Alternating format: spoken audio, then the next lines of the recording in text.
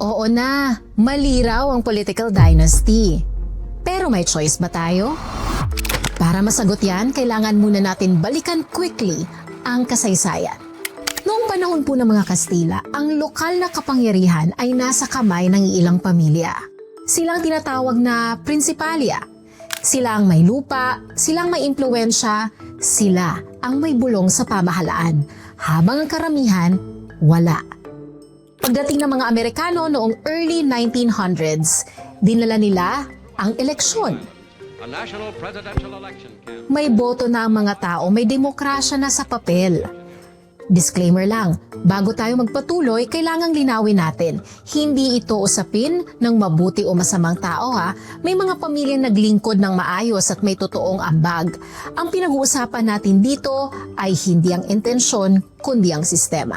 Now going back, the sad part is hindi naglaho ang dating kapangyarihan. Kung sino ang may lupa, may pera at may edukasyon, sila pa rin ang may lamang sa eleksyon. Pagkatapos ng digmaan at pagkatamo ng kalayaan noong 1946, mas lumalim pa ang ganitong sistema. Ang mga pamilyang may kapangyarihan ay naging mas kilala, mas organisado at mas malakas sa eleksyon.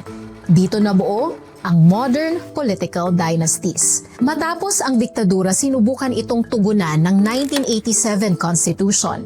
May isang probisyon doon, ang Article 2, Section 26 na nagsasabi na dapat limitahan ang political dynasties. Pero may mahalagang linya. Ang probisyon ay may dagdag na salita. Ito ay ang as may be defined by law.